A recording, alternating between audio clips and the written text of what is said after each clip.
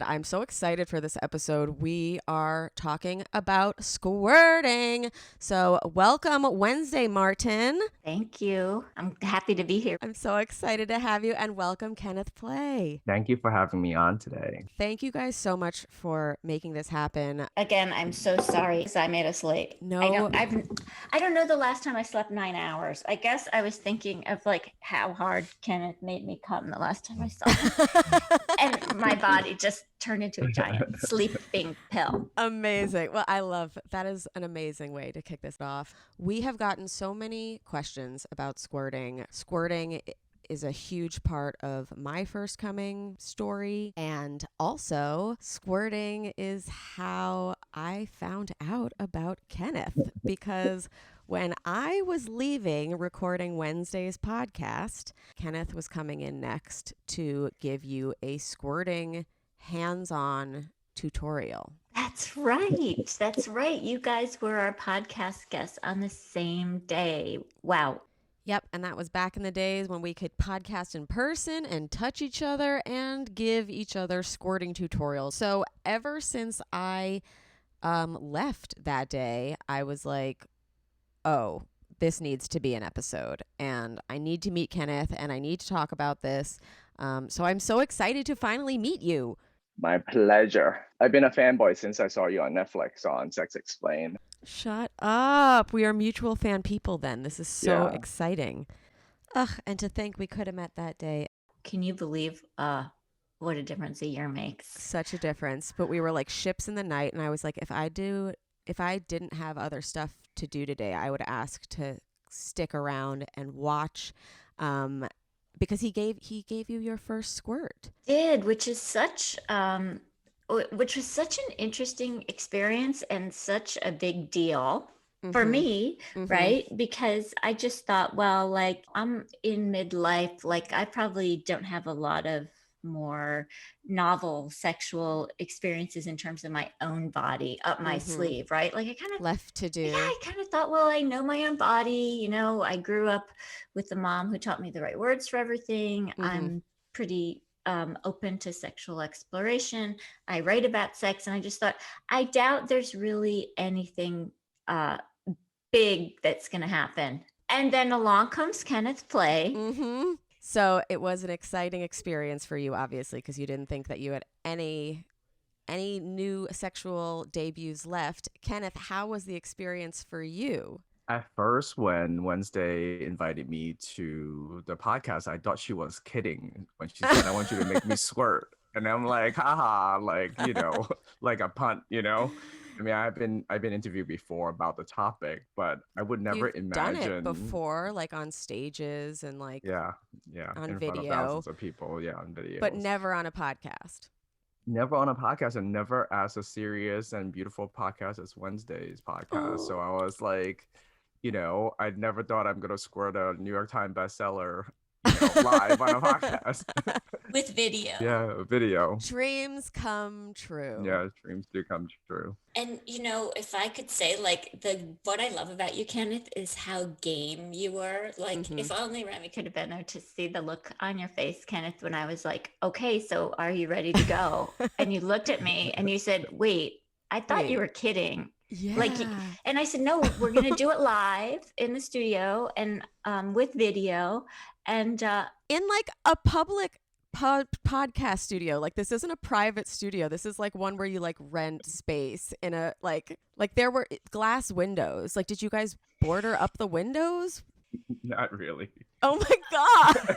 Not really. Like, you know how people are always from office building to office building staring at each other? Yes. Yeah, for some reason, I don't know. I don't feel like a lot of people even paid attention. Everybody was just, we were kind of blasé in the studio. And also you were like on the floor. So like maybe you weren't like window height. Like they'd have to like look in. Yes. I mean, I thought the people a little bit above us might look in and say like, what's going on? But, you know, pretty soon I was just so swept away. Okay, we did do one thing. And I believe that Kenneth, being himself, may have suggested this.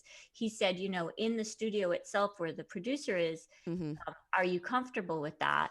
And I said, yeah, because they have to watch me. But he gave me the idea. And I just said, I only want women Oh yeah.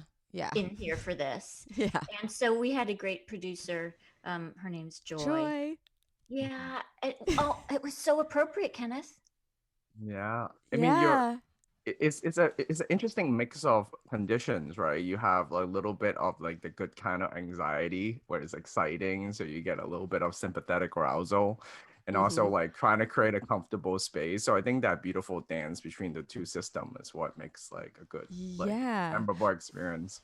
Wait, so you showed up totally unprepared, and like I know you usually have like a kit. Yeah, I usually bring all my like gloves and lubes and would start like ask Wednesday some like intake questions and things that I should know. And then we did that like sort of quickly, but usually I would spend a little bit more time. But it turned out really good. So I was really lucky that to be in that to kind of do it live, and I was a little nervous because it's like if I bomb live. It's recorded. Recording, yeah. So there was a little bit of that anxiousness, but I thought about like why I do this job anyway. It's never really about it really is not about my ego. A lot of times that a lot of straight men would be like, oh, I want to make her squirt, and then it becomes like this is thing that I could do to you. And from all the training and learning that I've been doing for a really long time is helping people access their own pleasure. So whenever I'm in that state, I'm not going to do well anyway. So it's much easier to tune back into Wednesday's pleasure and her experience, and then that helps me navigate.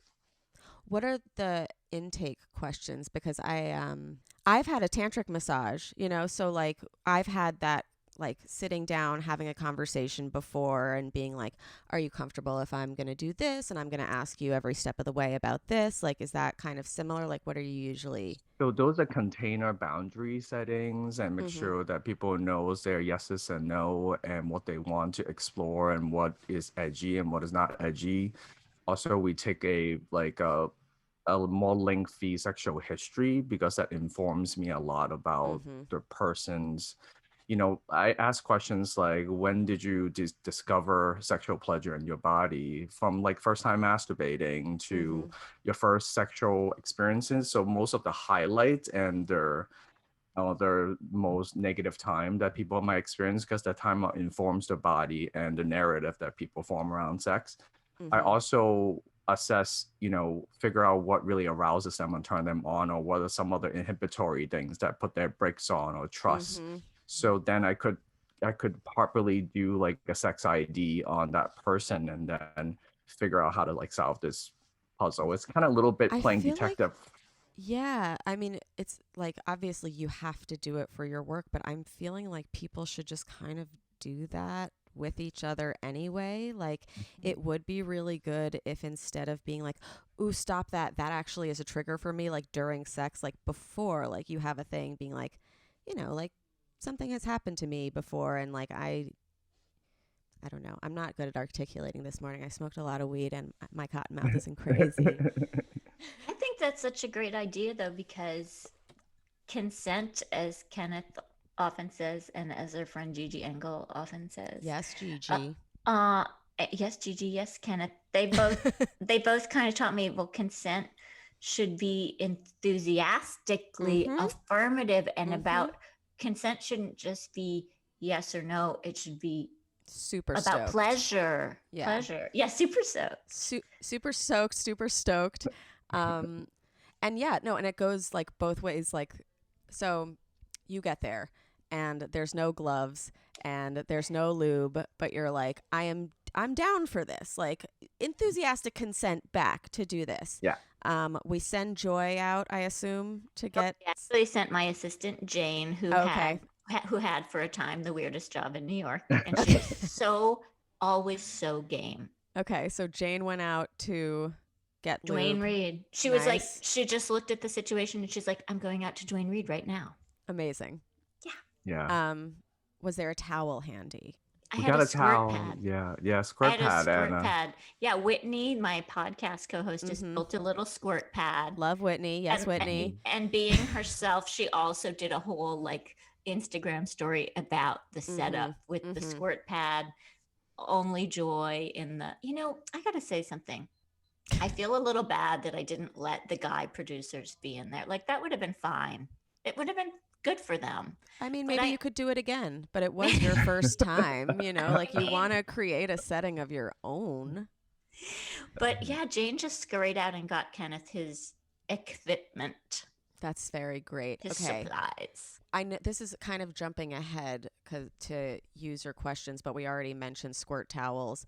And one of the biggest questions is like, what are squirt towels I can use? What are recommendations of sheets or something? Like, how do I not have to do laundry every 24 hours? So I love teaching that kind of sex hack. If you are lazy like me, using a puppy pad or the hospital pads underneath a towel is the easiest, because you can just throw the towel on the hamper and then the pad catches everything. So that's easy. But always have a mattress protector underneath. If you're fancier, you will get a Liberator blanket, or you could buy the cheaper version. Buck Angel mentioned the Liberator once. But they're the same.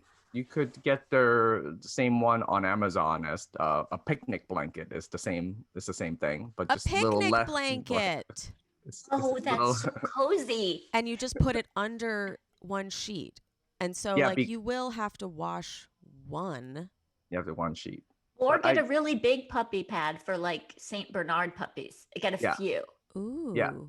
Yeah, extra large puppy pads with a towel is the easiest and lowest level of cleanup, that you could. Okay. So was there a puppy pad purchased? Oh no, you had a squirt pad. We didn't have it together like that. What was the squirt pad called? Because there is a squirt pad that exists. We've talked about it before. It is called the Cumpanion by Anna Ray, and I believe there's still a promo code. How come? I'm not sure, but yeah, those are really tiny though. Well, okay, I believe the squirt pad was a towel. I think that Whitney just went to Joy and said, "Do we have any tea towels?" Okay. And some paper towels as well. And it was so nice that she did that, because then it was like it gave me something to focus on. Like, oh, this is where I'll be, and I completely trusted Kenneth. So, but yeah, I think a squirt pad is an important thing. And I'm not going to pee on the rug of this podcast studio. I mean, someone's going to record it in an hour. I didn't care. It's not my podcast studio. No, I did care, because actually then it would have been on Joy. And I have to say, I love our podcast studio where we record, but they were totally game, but they were worried about the squirt liquid. Like there was a lot of, Joy was obviously hearing a lot about how they did not want me squirting all over things. So the squirt pad was well, I'm curious about that, because we also got a question. We got a ton of questions about is there a smell? Is it pee? When I've smelled mine, it smells a little bit like pee, but not like it's like super diluted. Like, what would you say, Kenneth? Well, I've been very fortunate to work with Dr. Jana. So we are currently running the world's largest survey, scientific survey on squirting. So squirtingsurvey.com. And so I have some hypotheses. The science is inconclusive. So we know from different studies say different things. So just say if your bladder is completely empty when you enter a sexual situation, meaning no pee in the body. And there's two types of squirts. So one is the liquid coming from the bladder, and one is coming from the urethral sponge. But that's so in the Squeens gland on the urethral sponge, you could milk like a skin milk like substance that is more like a whitish liquid, but it usually is a teaspoon and a tablespoon worth of squirt. The skin gland. Yeah, so there are little pinholes around the pee holes that sometimes could drain out that way or drain into the urethra that comes out. And then the liquid. Them? Are they big enough to see? You could see if you really, really look. And some people but they say check out my skin later. But one study say half of the women have it. They hypothesize as a female prostate. And the liquid that you see on most porn, or like the gushing one, that liquid comes from your bladder. So the hypothesis that we are coming up with is that during sexual stimulation, the overall engorgement of your genital area includes your bladder. So your bladder will fill up a lot quicker than you were just making regular urine. Mm-hmm. So it just to make it more, maybe as a way to protect it, maybe is to fight a potential infection or want you to Clean pee it after out. sex. Yeah. So the idea that it was filled up a lot quicker than normal situation, and those are the diluted version that most people have experienced. But if you did have a bunch of urine beforehand in your bladder and it all comes out, it only comes out the bigger squirt, it only comes out there. So you could have a mix of some like pee that was already there, filled up with a more diluted version, and then it all comes out. But it picks up some of the stuff from the Squeens gland, which is their like you have a little bit of their like same content as male ejaculate, like the more watery bit. That's why the study has been up in the air. But I don't think it really matters. It's like whatever people enjoy. Right. Can I say, if people are really nerdy and they want to know, first of all, I'm so excited about Kenneth and Jana's study, because there's not enough literature up there. I did a little lit review before we did the podcast with Kenneth helping me squirt, but I also did a more recent lit review, and there's not a lot of literature on it. So we really need Kenneth and Jana's study. But a lot of people agree that to Kenneth's point, like Kenneth is making the point that when you start with your bladder empty, right? When you do this test about what's in that substance. Oh, I've done these little tests on myself. I've literally gone to pee and then jack off and squirt and go pee again, jack off and squirt, and it just keeps producing itself. So I've seen it. So that's the control, right? That you start with your empty bladder. And then the most recent thing I saw that did an analysis of the substance said that it was urea and uric acid. And then it was also creatinine. And then this stuff called PSA was found in female ejaculate. So PSA is prostatic specific. It's a public service announcement. It's prostatic specific antigen, and that's like a white milky fluid, and that's why so that's literally like cloudy. A female prostate, though. Yeah. Right? Prostatic. Yeah, and that's why. Little and so root? like, it's a female prostate. Get to know it. Get to know it. Get to be milked. Get milked, bitch. And it's from your urethral sponge, as you said. We think, right, Kenneth? Yeah. Because the little ducts also could drain into the urethra like itself, so it's not that much liquid. So the other hypothesis I have is we don't know yet. So to go back a little bit, being a science nerd, the largest sample size that from all the research that we could find from the lit review is about like 400 participants. The one that we're doing has about 8,000. So we're being a total size queen when it comes to sample size. But social scientists love size queen studies. Yeah. So does big data. Yeah, big data. I'm very excited. I'm getting ready to squirt. There's two. So there's the pee hole, and then there's two sphincter that controls like the flow of urine. So there's one in the front, like where the actual pee hole is, and then there's the one on the back of the urethral sponge.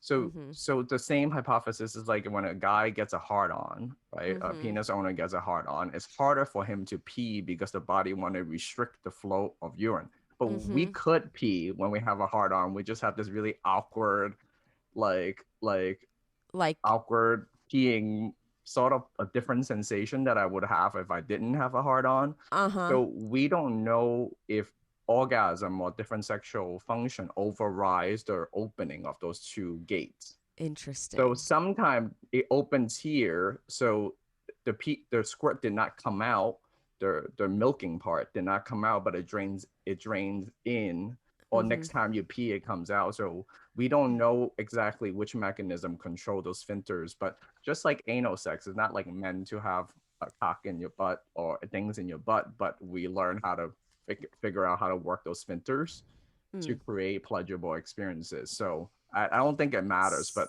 those are two control. But you can also work to control them with your brain. Like you could make the decision to pee with a boner, and I also would make the decision to stop myself from squirting all the time. I guess I didn't know at the time, but every masturbatory experience where I thought I was getting to that point or whatever, it would feel like I was going to pee. And I was like, well, I definitely don't want to pee. So then I would hold everything back. Whereas now I feel like I can let myself squirt when I want to. I can let myself come without squirting if I want to. Like, I feel like I've gotten like more of a control on that. I think that's such a valuable thing. Sorry, I'm just going to hop in Go as ahead, somebody who learned to do it. And I want to speak to Kenneth's excellence here and to your excellence, Remy, of just the great thing about a squirting tutorial with Kenneth was I learned so much so organically about my body. And I love you saying that, like, having learned to squirt, you could go back to those masturbatory experiences and kind of change them up a little bit, or understand what you had been doing before that maybe not only stopped you from squirting, but may have stopped you from having an orgasm. Yeah, just like alleviating the mental block. That's big. That was a big thing that Kenneth did for me. Yeah. Was, as women, we're so clamped down. And this is part of what Kenneth said when, with no warning, he had to talk me through everything. And I loved this point that Kenneth made, is that, like, women especially are taught, suck your stomach in. Don't laugh so hard you pee. Especially suck your stomach in. Yeah. Look skinny. Look skinny. The burden on women to look skinny all the time is one of the main things that I think inhibits our sexual pleasure. Looking sexy during sex. Just arching your back. I've never.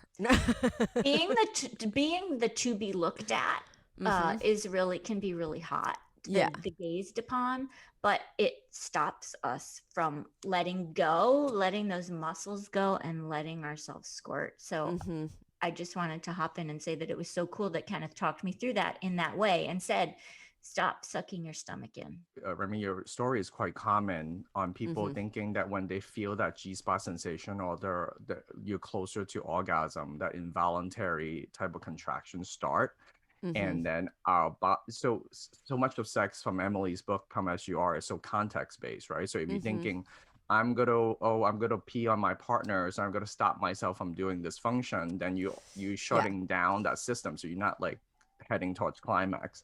Right. So the first thing I'm trying to notice is that if they have any type of inhibitory behavior. So that could be, I don't want to squirt like all over the sheet. So that's where the puppy pat. So all the activity is to lower inhibition. I want to eliminate all the things that you would think that would prohibit yourself from doing, letting your body go, because so much of orgasm is letting go and being asympathetic. So I figure out what you do, and then somewhat involuntary, like you're not even thinking about it. So a lot of people will feel that sensation, and it feels kind of like peeing, if the technique I'm doing. And then I have to coach them. Does it feel like you're like a little bit like you got to pee? Great. So I add a little context. When you feel that, it's good. So change some of the value. And then when they do feel that feeling, I teach them how to override it. So I want you to bear down, how you bear down, trying to push my finger out.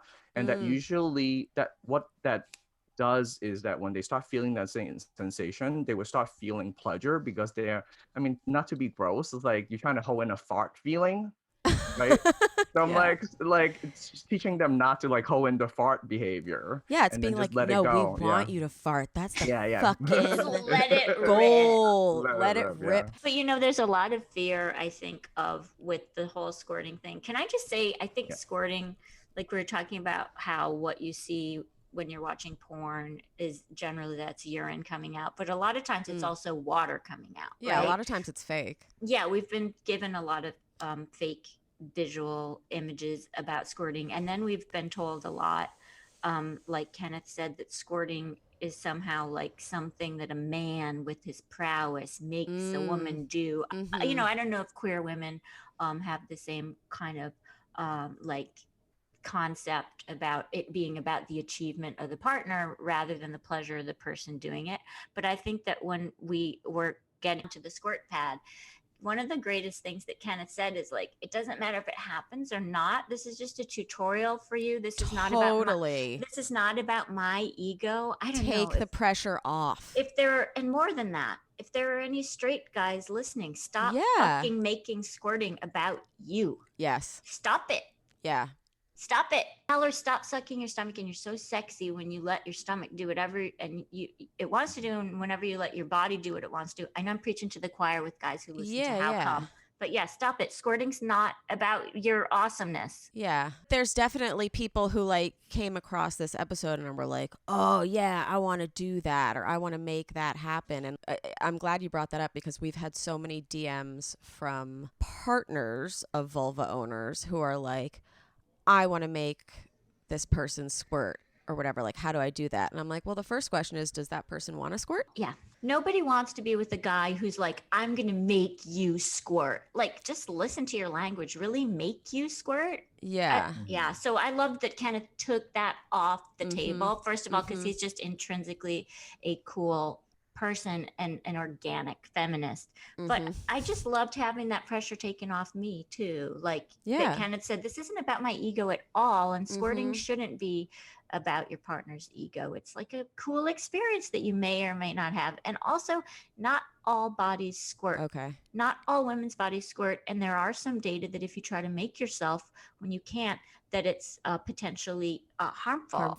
So like I recommend everybody get a tutorial with Kenneth, because he understands the subtleties of squirting, everything from the other person's ego to if you don't force your body.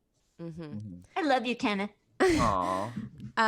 Well, and I've read in some places all squirting comes from the G-spot, and I'm like, that cannot be true, because every squirt that I've done has always been with a clitoral suction toy, and these skin glands sound like they're on the head of the clitoris. No, right? It's around the pee hole. Oh, sorry, but they're in the front. They're not inside. No, they're inside around near your urethral sponge. Above the G-spot.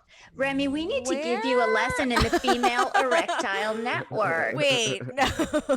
Up around your urethra, part of the Female Erectile Network. Isn't your urethra like under your clit hood? It's further up in your body, and your urethra is covered in spongy material that's erectile material. I have a diagram that I just made for my book if you want to see. Yes. Thank you. And 1 second. So a lot of people call it the extensive the entirety of the female sexual clitoral anatomy, but I like to call it the Female Erectile Network, because the Female Erectile Network, when you use that denotation, you're also talking about the urethral sponge that a female-bodied person has, and the woman's perineal sponge. So I made my own. So that's the urethral sponge. Nice.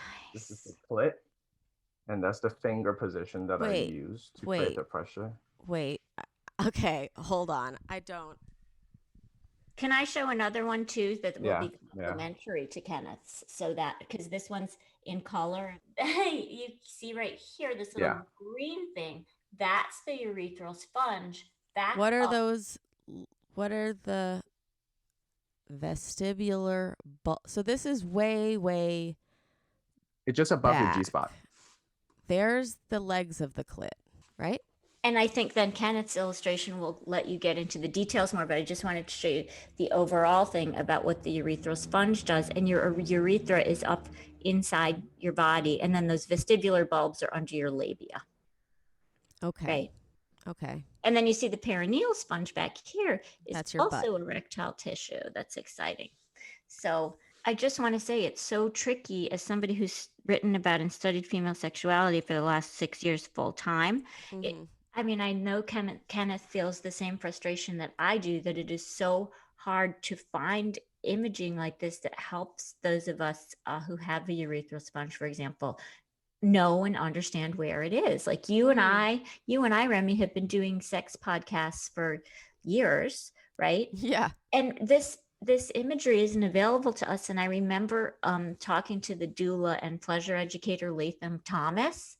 And the way I learned about this, I didn't even know that my clit was extensive. I thought it was just what I could see. And she said to me when I was interviewing her, she said, Wednesday, you know how you go into the OBGYN and there were all those maps of the reproductive system and you look at it and you're like, yeah, I get it. I know this system, the ovaries, the uterus, the this. We don't have that for this. And she said, why don't we have maps of the female pleasure system? Because they only discovered the clitoris in 1998. Well, we knew about it before, actually, but there was the great forgetting. But she said, why are there not maps of the female erectile network? And I just think Kenneth and Remy, and we should just form a movement of like getting maps of the female erectile network in every doctor's office, in every dorm room, in every cafe.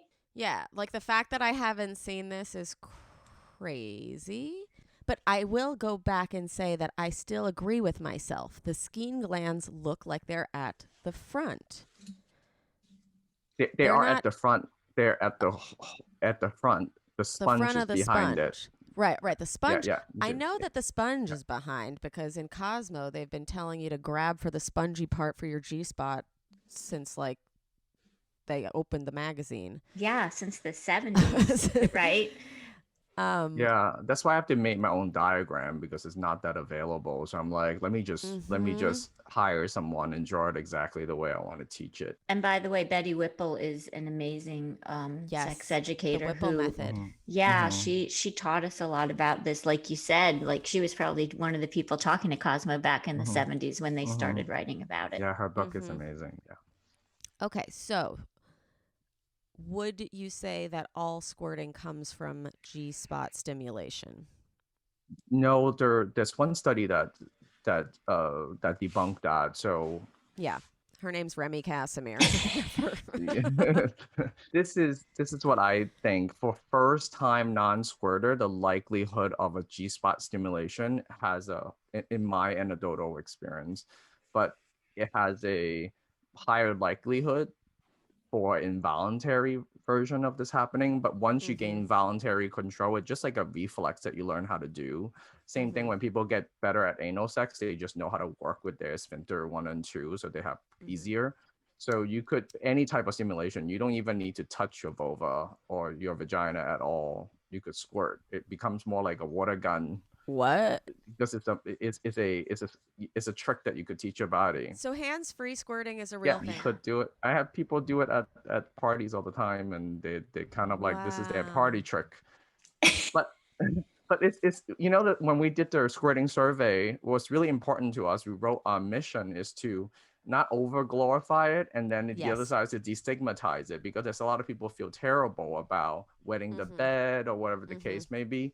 So we find a way to look at it. This is just a phenomenon that happens to a lot of people, and if you like it, enjoy it, and if it happens to you, it's it's a human function. So a totally normal function. So are female ejaculate and squirting the same thing? Are they the same liquid? Is it the same function?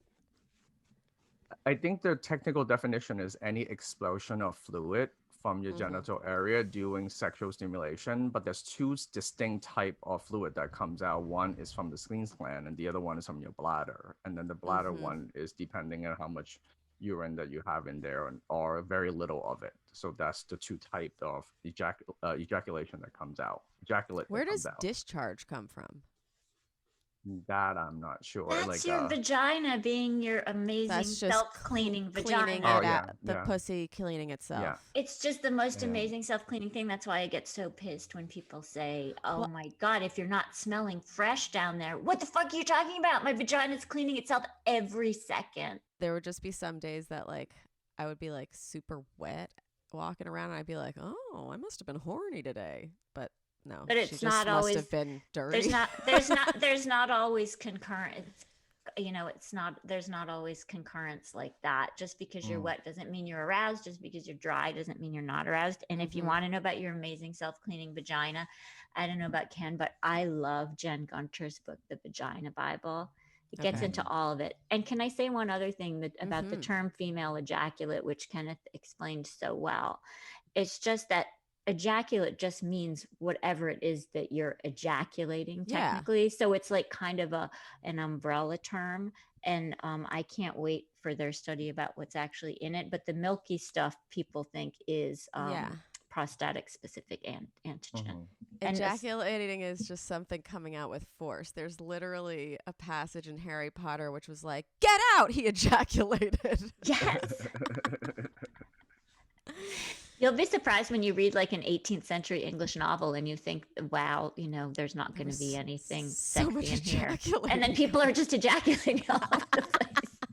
Can I just pop in with a quick fact check around cervical fluid?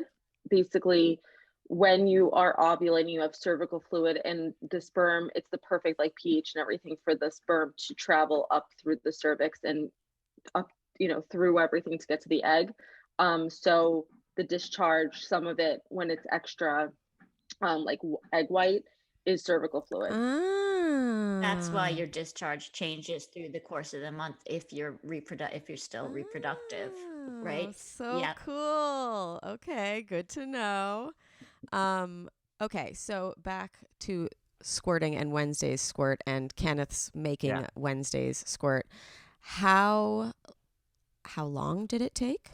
I think I was kind of a tough subject because and I think it had to do with the fact that I had never squirted before. I had been conditioned my entire life to suck all those muscles in. I'm a person who, when I was during childbirth, I was so afraid of shitting during childbirth. And my obstetrician was like, "Oh my God, wait, for a second, I thought you meant like when you were a baby, you were scared to shit when coming out." I was like, dude, you've been neurotic forever.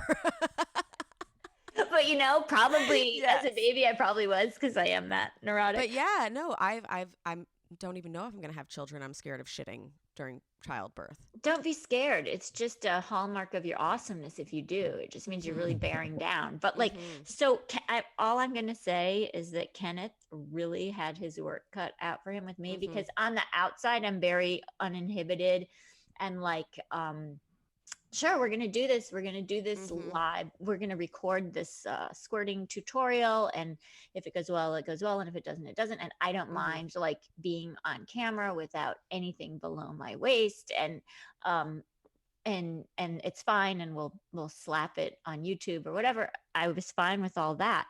But Kenneth always is dealing with, layers of repression, right? So I seemed like I was totally fine with it, but conditioning can be really deep. So I thought it was really important that he talked me through my conditioning. That was like the first part. And also he said he couldn't do his intake questions with me because he didn't know that we were just going to do a squirting tutorial.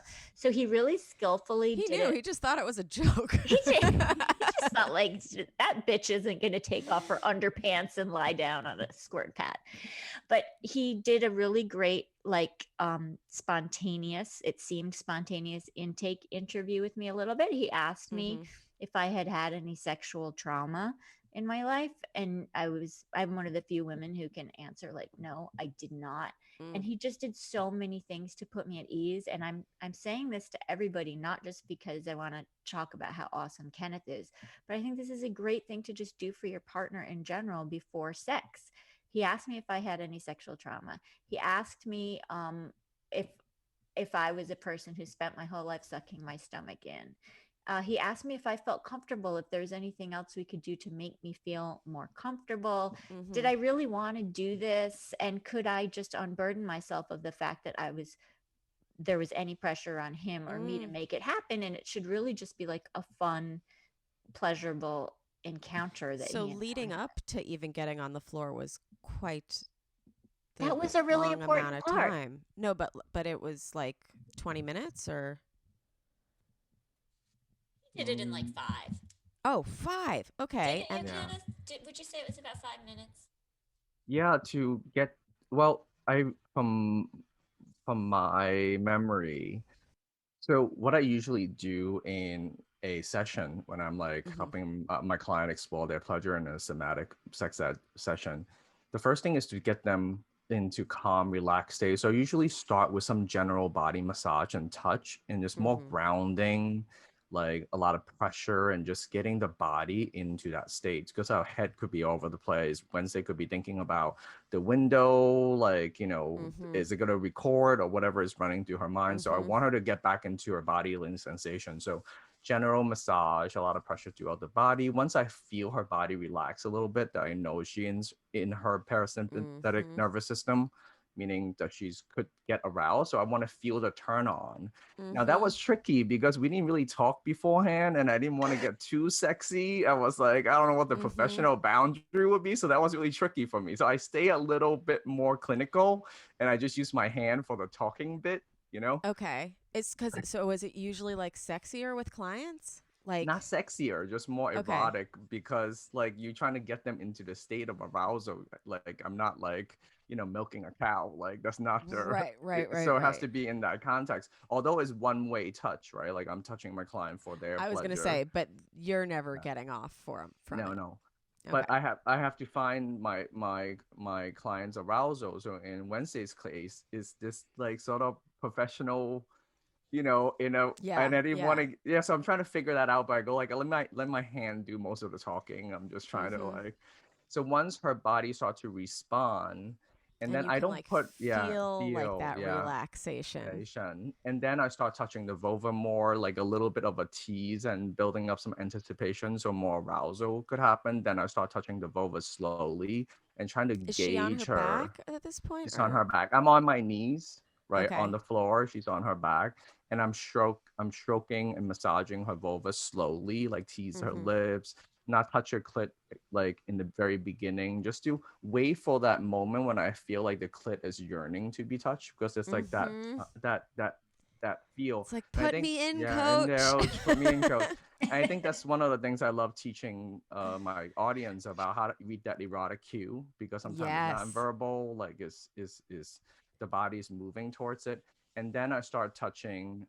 It's the enthusiastic consent from the clit, from the body. Like there's nothing worse than somebody like just like shoving their fingers in you or whatever, or like like DJing you without like it being asked for. Like and your body does ask for it. And a lot of it is also a tactile feeling. I'm feeling for engorgement, like the changes from like a non-aroused state to aroused state. So that depends on the person and the circumstances. So I feel her vulva is getting more engorged. I could feel her clit getting a little bit bigger. I could look at it too. And then I start stroking the clit and trying to provide some sensation, because touching their clit externally is one of the most reliable way to build pleasure. But I have the system. So the system is that you start touching because you're just guessing. So I start to calibrate where I know it's like, it's not too little, but it's not too much. So I slowly ramped up the amount of sensation, trying to find the perfect, like the pleasure sweet spot. And then as her body starts to respond, and then I did that for like 2 to 3 minutes. And then I wait for that welcoming, like, is it okay for me to put my finger inside you?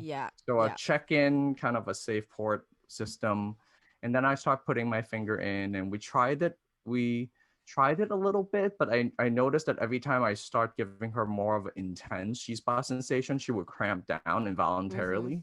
So I was like, okay, so I can't, my job is not to push, right? My job is not to push.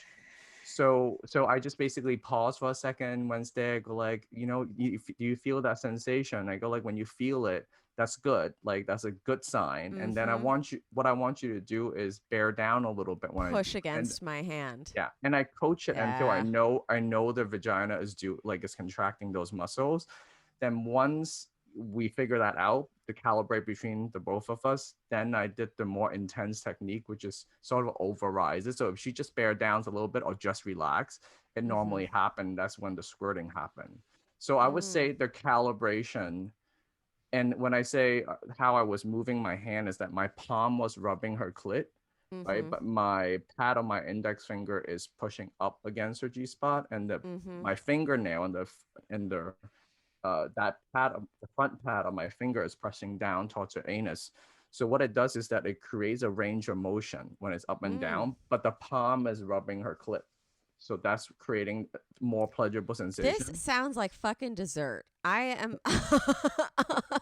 Oh my God. Was. It was dessert, even on like dingy wall-to-wall carpeting in a squirt Yes. It was just, Especially on dingy wall-to-wall carpeting. Yeah. It was Okay. really well done. So, but wait, I have a question for Ken. Yeah, go. Yeah. Okay, wait. So every time you started massaging me, I started like with my uptight routine. I felt it in your I felt it in your vagina, and then I was like, okay, so then that's why I stopped it and coached it a little bit, you know, to have you more relaxed. And then also once you gain a little bit of your involuntary control, then you feel like we're doing this together rather than I'm just doing a thing to you. I think that was important too. There's also one thing that I learned that I find very useful with my student is that they have to understand it's context driven. So it could be the same 67 degrees outside. If it's the first day of spring, oh, it's so warm, everybody's wearing a t-shirt running around. But if it's summer, it's 67 degrees, it's so freaking cold, I need to put on a jacket. So I need to make sure that the sensation I'm providing is a sensation, but how she interprets it is more important. So I always want to navigate that interpretation. How do you know that the squirt is about to come? Like, can you feel it? I don't want to mansplain Wednesday's experience, but from my perspective, I hear No, I'm saying, can you feel it? I hear the sound. So there's usually a sound, and I've been studying so many things about satisfaction, like what happens in our brain. So there's a specific feel to it when it's done right. So there is this feeling that I get and the sound I hear, so I know when it's coming, then I know like how much to push forward and going back. And that's why it's so fascinating. It's such a mastery to like pick up those cues. Wait, what's the sound? What was the sound that my pussy was making? You hear the squishy sound, you hear the squishy sound, and then I feel a specific type of like relaxation and involuntary contraction that I feel it on my finger. And when I get it right, because when I tried it like 2 times before we did the third time, that's when what happened is that when your like vulva and vagina really relaxes, there's a softness to it. And then just like when people with trauma, they're that involuntary spasm, that contraction is like foaming from fear. The other one is like relax, I'm into it. So it has its own language. She has her. The vulva has its own language, and then I'm just like feeling the level of contraction. So when it's relaxed, it feels very relaxed. Just like you're giving someone a massage and they're flexing their muscle. I don't want that muscle flex. So when I feel that soft belly of the muscle, then I know I'm on the right track. Yeah. Okay. And then Wednesday, how did it feel for you? Just felt like, just imagine having a vulva, vagina, clit, whisper. He was So imagine that. And I felt like Kenneth really knew my body almost as well as I did. So just in that short time. And when we got to that point, well, first of all, I really enjoyed, like the vulval stimulation at first, and him taking his time with that. And then after that initial resistance, when I did just relax, I could feel that it was a really different sensation than what I had been feeling before. And then my brain did kick in with all this, like, what if it doesn't work? What if I fail? What if I pee? What if I fart? What if all these bad things happen in my mind, bad things? And so that was interesting. And I think I remember Kenneth you saying, like, after a while, Kenneth said, we're going to switch to the involuntary method now. Okay. Remember that, Kenneth? Yeah. I was just giving you a more intense sensation that kind of overrides the reflex. So if you just relax enough, and that's the one that is in their like 95, 96 percentile success rate, because I've been obsessively studying like which technique. It's the personal trainer in me, but that usually works. So I'm just like, if I could coach correctly and then this technique, it works most of the time. The coaching was a big deal, how you were talking to me the whole time. Yeah. It wasn't too clinical. Like you kept saying, Kenneth, like, I'm being more clinical than I would usually be. But it wasn't, the coaching was just a nice blend of like encouragement. And I remember you saying things to me like, thanks so much for trusting me. I just want to make you feel good. That's the main point here. The coaching was great.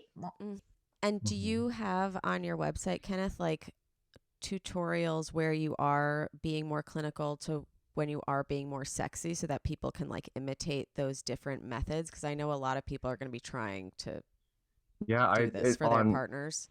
On my Sex Hacker Pro course, I talk about all the cueing and what to say, and then more, you know, when you're with your lover, it's going to be a more erotic context. I 100%. would say things like, there was a moment when I was like, should I say, you know, your vulva look beautiful? That, you know, like those things. But then I didn't know in the right context, you know? Right. So yeah. So in a normal lover connection, then that you would say those things that, you know, if people want to feel beautiful, they want to be wanted and desire and all those things. So how you say those things and be able to coach is very important. Yeah. No, and it's good to kind of have a script for people who don't feel super comfortable, even if it is with somebody that they've been with for a long time. Like, these are really good phrases that you can like, oh, I'm here for you. That's a good one. I'm here for you is such a good one.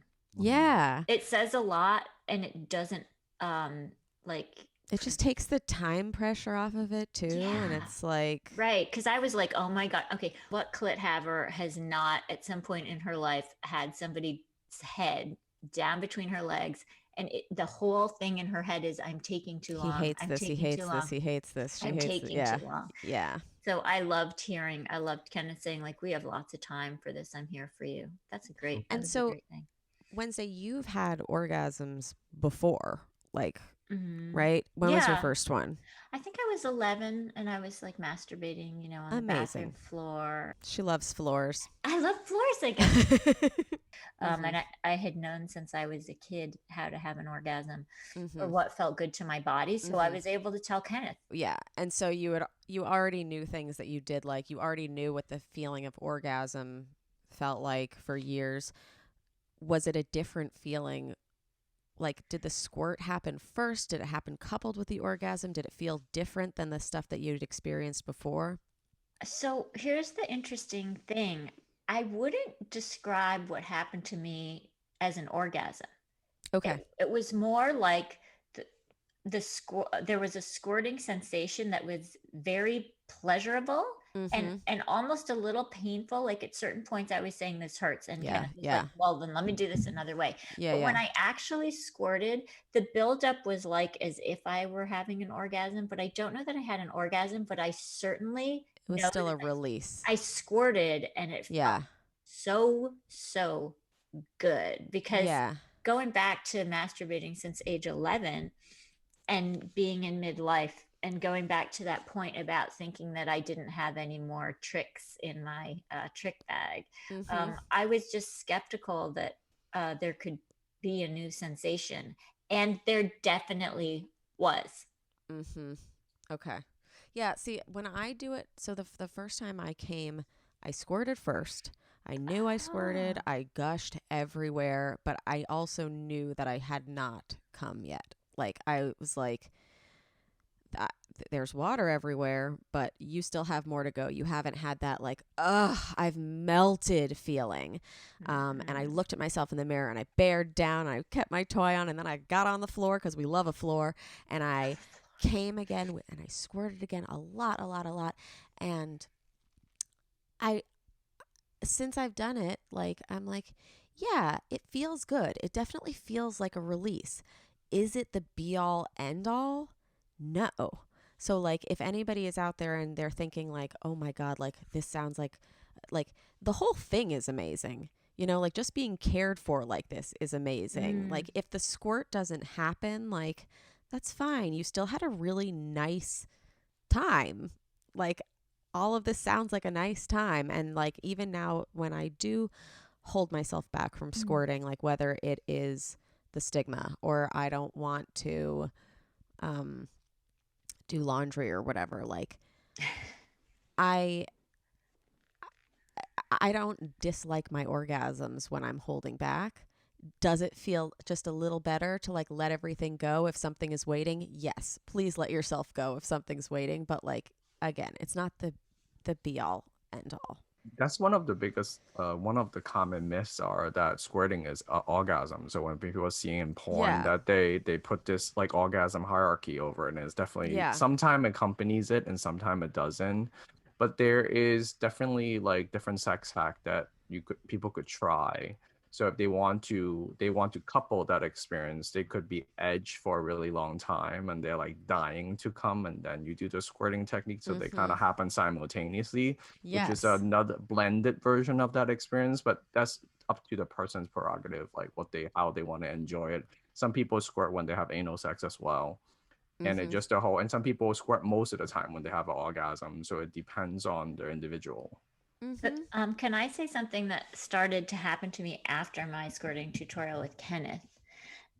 Is that immediately, well, first of all, I squirted and like there wasn't a lot of liquid, but there was definitely liquid. And Kenneth explained to me sometimes some people, when they squirt, they suck the liquid is going in.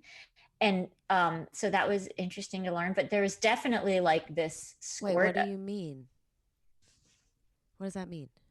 So the water could rush out, right, a little bit, and then the sphincter could close, and then it just kind of sits in the urethra. Like it depends on the second one close back. It's a hypothesis that some goes back in. It might not drain in. It might stay in the holding, but it depends on when does the two gate open. Okay. On how much, So sometimes you could have an orgasm. Different if it stays there. Like that, I don't know. We don't have enough data. Yeah. I can't wait. I think it just pee it out. Yeah, I think people just pee it out. Ken, are there good studies? I mean, the lit review that I did was about the chemical composition of female ejaculate. Are there good studies? I doubt it, on women's subjective experiences of squirting, or will yours be the first one? I think mine is the most comprehensive one, because we talk about people's relationship with it. Stories included a lot of stories, like when this first time happened to them, did they have a positive association, did someone teach it to them, did you meet that swinger guy at every swinger party that go around and squirt women because it's their thing.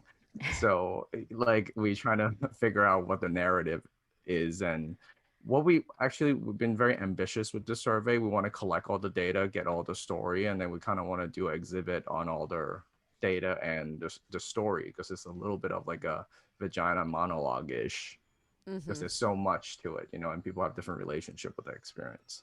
It's going to be epic when that comes out, because women, we talk so much about squirting again as like the hallmark of male prowess, but like I love just talking about the female subjective experience of squirting to recenter what it's about for the person it's happening to. And what I can say is that after you could not get more of your money's worth if you do this any of Kenneth's classes, because once I was trained to do it, first of all, after it happened, Whitney, my podcast co-hostess, took a video of me. I was so relaxed. I don't know if I had ever been that relaxed in my life. Amazing. It was like, you know how you feel so deeply like the molecules of your body have been reorganized when you are by the ocean sometimes?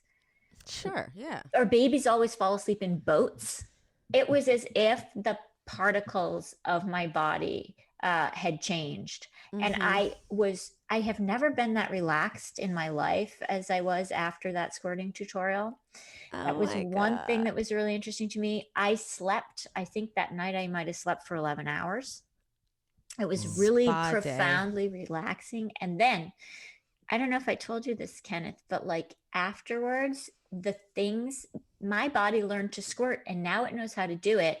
And now it knows how to do it. Kenneth has created a monster. Wow. I will be walking down the street, and like, I remember right after my squirting tutorial, I had like prolonged eye contact with somebody attractive on the street, squirted. Sometimes I would sometimes I would go for a walk in Sag Harbor and just have a sexy thought and just squirt. Going for a walk here in LA, just like walking along, having a sexy thought, I will squirt. Kenneth taught my body how to squirt. He he helped me teach my body how to squirt, better That's said. amazing. And now it happens. And, you know, I think it was happening a little bit before, Kenneth, but part of what you taught me was to tune in that it was happening before. I would be like, why did I just pee? And it was squirting. I was like, why would I have a sexy thought and then like pee a little? What is wrong with my body? And Kenneth reframed all that. So they had me. already been happening. They had been happening a little, but I didn't know how to like fully be in that moment. How to enjoy it. Yeah. I didn't know how to leverage those moments. Yeah. And now I do. And it's like just a complete delight to realize, like, we think of guys as like, oh my God, you just like got a hard on in the most inconvenient moment. I will squirt in the most inconvenient moments, not a ton, but enough that I have to go home and maybe change my underwear. I'd have to change my whole pants. Would you have to change your whole pants? Yes. Like that's not even an option. I'm like, okay, you're wearing diapers then? Because I like if I was just like squirting in my pants, it would be a situation. I guess when Kenneth and John's study comes out, we're gonna learn about like amounts that different women squirt. Contexts. Yeah. I can't wait. Yeah. Because you squirt a lot, Remy. Yeah, man. You know, I have a hypothesis. Kenneth and Remy, tell me if this makes any sense. I have a hypothesis that younger women are better at it. And the reason is that they grew up being told that it's part of their sexual repertoire. Whereas for me, it was like off the freaking map. No. I mean, maybe I'm not a young woman anymore, but like I disagree hard because I just remember being in college and there was a girl hooking up with the guy I was also hooking up with. And then I found out she was a squirter from somebody but they were like, ew, like it was in an ew context. And I was like, oh, good. I have that over her because I don't do anything. How long ago is that? College. So like 2011 or no, 2008. I mean, I think thinking about squirting in the culture has shifted so much. Since then. That was 12 years ago, right? Yeah, I'm not a young woman anymore. No, you are. I'm in my 30s. You're forever young. But I guess my point was that squirting has entered the consciousness of people for good and for bad, fake representations of it, real representations of it.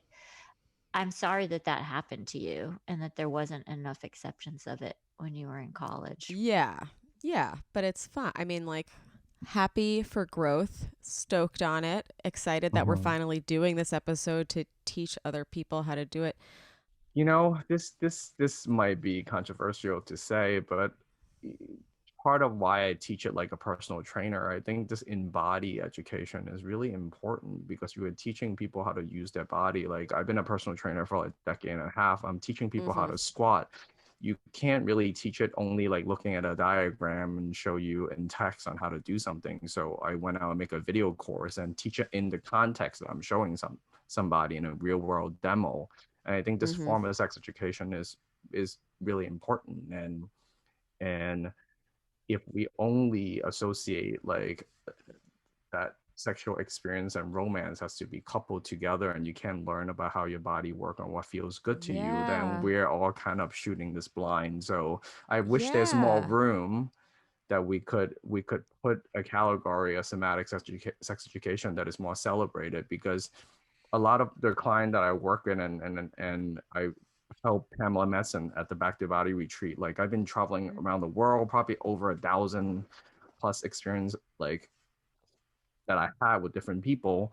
And most of the time is that what they learn from their body, they bring it back to their partner. It's not like us, the practitioner, have magic hand.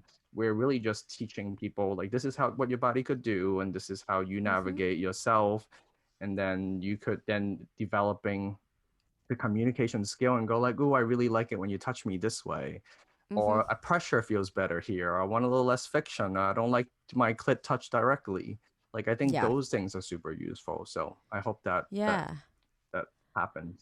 No, and I do think like a lot of people, there's such a pressure when romance is coupled with sexual learning, because it's like, oh, I'm now embarrassed with this like I want this person to perceive me in a certain way, and so it can be tough, like while you're trying to learn and be perceived at the same time. And like that hands-on experience from someone who is not there to judge you, is not there to love you, they don't care about like your relationship with your siblings because they're not thinking about a future with you know what I mean? Like it's really important work.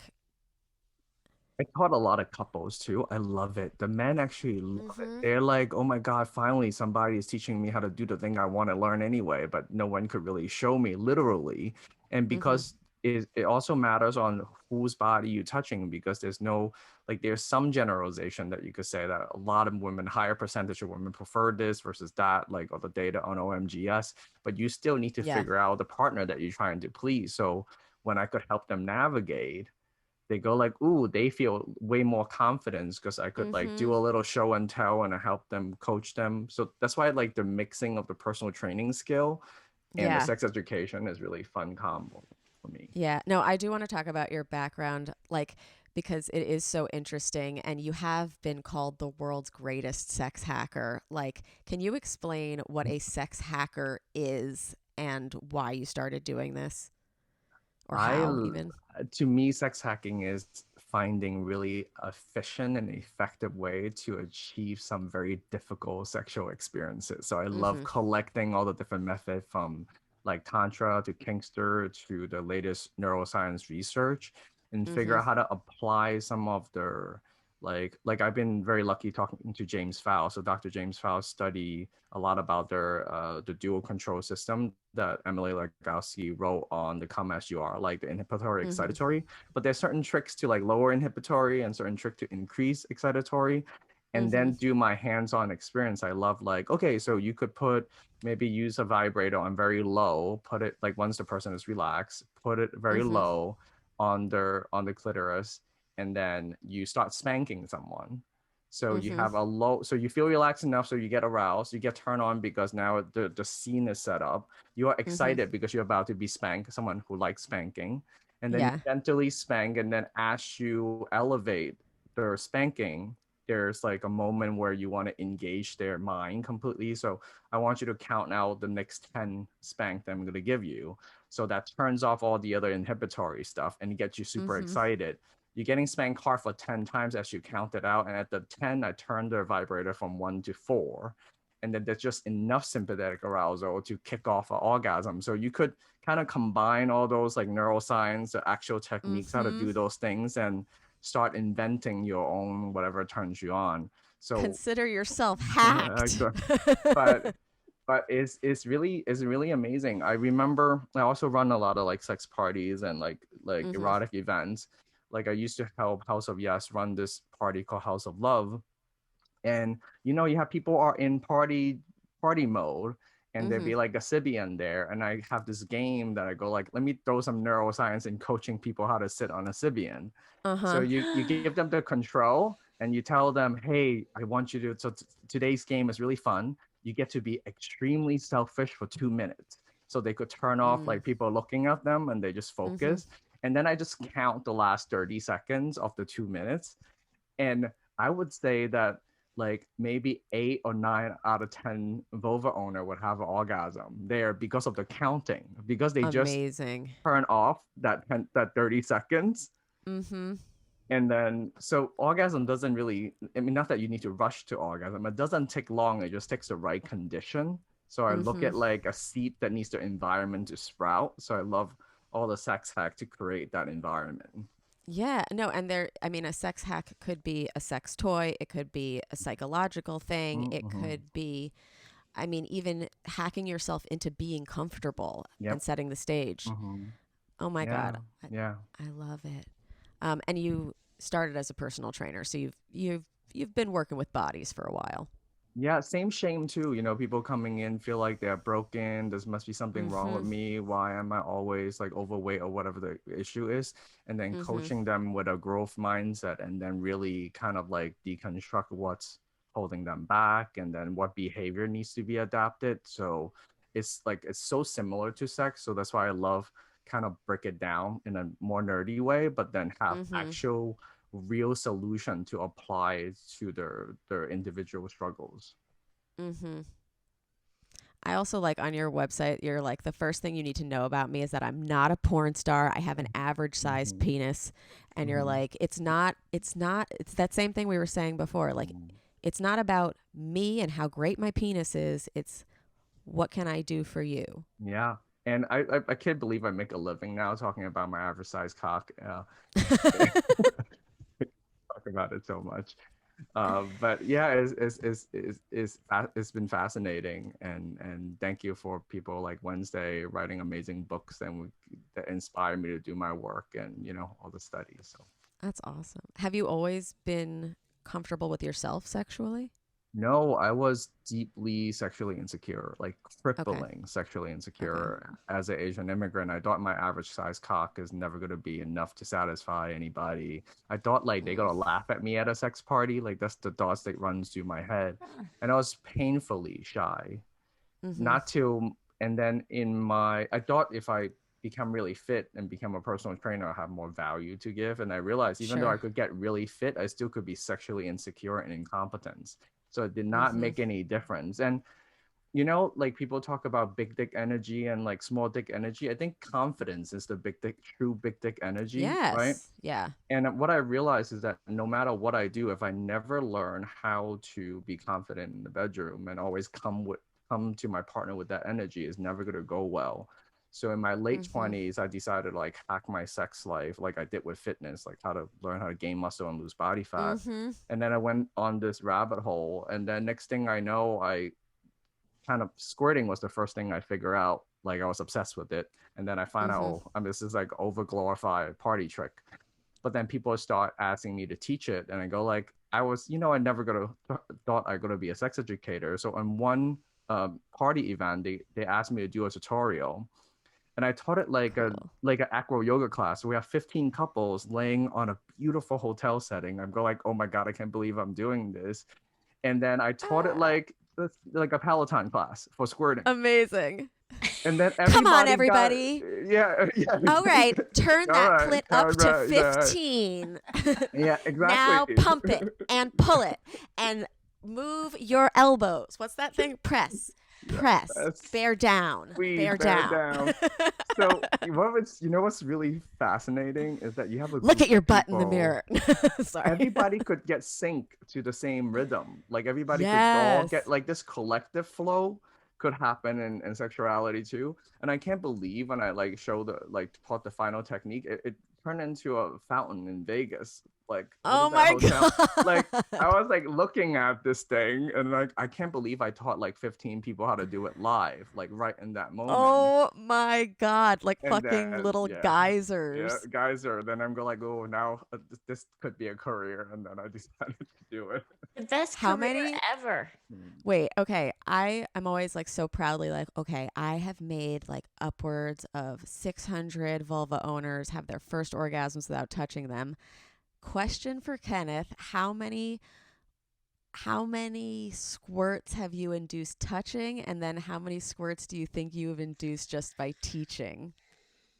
Well, I probably have over 1,000, like my personal experience between lovers and professional setting, and then I have about 12 million view on Pornhub, and I have like 5,000 plus students now. I'm in my course.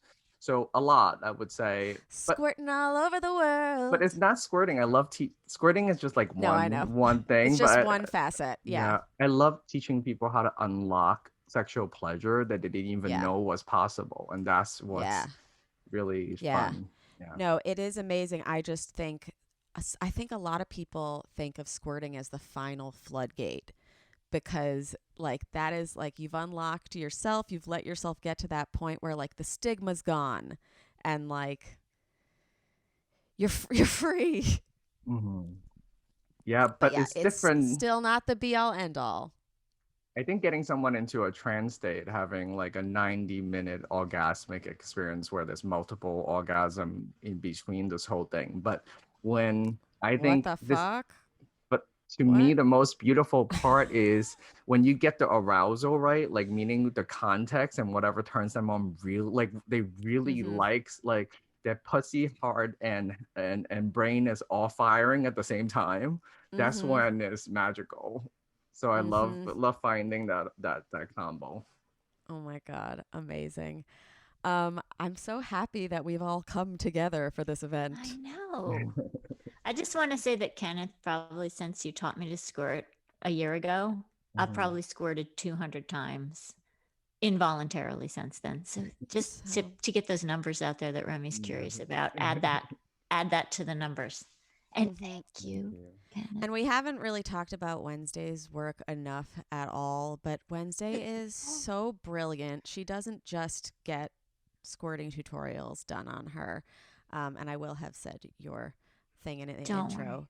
But one of the best anthropologists out there right now, and highly recommend reading her book, Primates of Park Avenue, which we have alluded to on a past episode. Did you? Yes, we did. That one's about motherhood, and Untrue is about sex. And I have to do a new edition of Untrue because Untrue does not have How Come, and it does not have Kenneth in it. And no book about female sexuality can be complete without the How Come podcast and Kenneth play. So I'm just gonna have to go back to the drawing board with Untrue. Maybe we'll just an updated edition. Do another little book. I've been meaning to write a little book. So will you help me with that, Mom? I will, Thank honey. you. I'll help you write your book proposal. We'll do it together. Besides introducing me to Kenneth, Wednesday is also, and being a fantastic human being, Wednesday is like my social media mom for when I'm spiraling out of control and I have too many inbox messages. She'll just send me a little blurb and be like, you don't have to get to it right now. Answer them in a live if you feel so moved. And suddenly I'm not stressed anymore. So this is cute. It's like you removed my stress. Kenneth removed your stress. And you've given Kenneth, I hope someone's doing it for you. Very fortunate, yes. Who sex hacks Kenneth? I don't know, but I hope the sex hacker is getting all the love and sex and joy because he brings so much of it to all of us. And can I just say, you are, right? Aren't you married to two people? I'm engaged. We were supposed to get married during COVID. So is Karen and Geronimo and I. So we proposed to her together on Halloween. Yeah. So cute. And if you haven't seen the video, you have to see it. I need to see it. Need to see that. And you guys are open? Yeah. Super poly. I'm super slutty. Amazing. Yeah. I think all three of us have two different degrees of adventurous nature.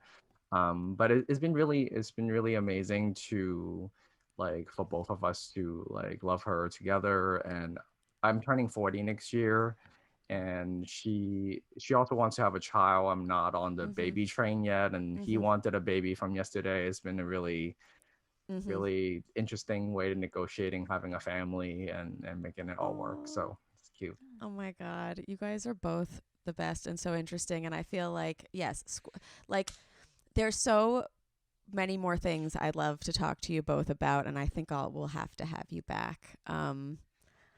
Maybe for a little Patreon something. Would you guys be open to that if we have more questions for you? Yeah. Okay, cool. 100%. I'm always down to be with Remy and Kenneth. Always. In any context.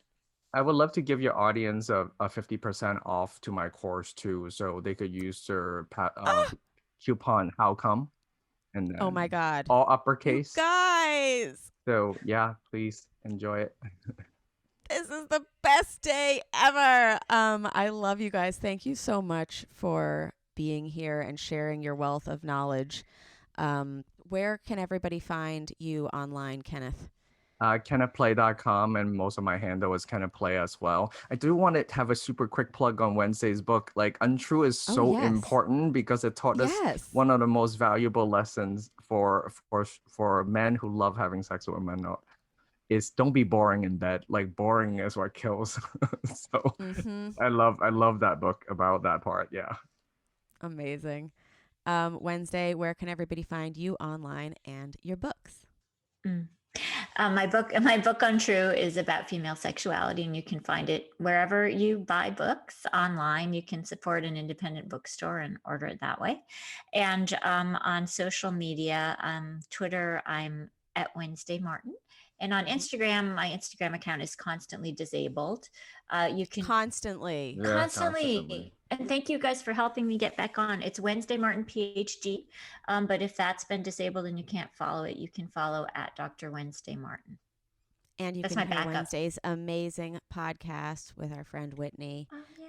True Sex and Wild Love is the podcast that I do. So people can tune in. That's on, wherever you get your podcasts. And it's have a listen to True Sex and Wild Love. Kenneth has been a guest, of course, for a squirting episode. And Remy has been a guest on True Sex and Wild Love. So that's just proof we get the same day. Same day. Honestly, do you remember that day too? There was a lot of liquid. I came in crying and then you healed me. You remember? Did. You were crying. I can't remember why, but I just somebody had been mean to me and I came in crying and then I left dry, whereas Kenneth came and you were dry and then left you wet. So bookends. I fell in love with you that day, Remy, as well as Kenneth. I fell in love with both of you on the same day. I do have to ask this question to anybody I've had a sexual experience with and anybody on this podcast. Kenneth, did you finish? Yeah, it's amazing. Thank you. Amazing. Wednesday, did you finish? I mean, can't you tell? Yes, yeah, I can. Definitely. The afterglow is real. Yeah. You guys, I finished too, and thank you so much for coming. And we will see you guys next time on How Come. Goodbye. Bye. It's not you, it's me. I try so hard to finish honestly. They say you'll know when you go all the way from A right down to O. Oh no, I think that I still got a ways to go. Oh, I'm sick of this and I have got to know. How come? How come? How come I can't achieve? How come I can't achieve? I'm rolling up my sleeves. I'm rolling up my sleeves. Oh baby, I believe these guests can help. 'Cause I can't do it by myself. I wanna just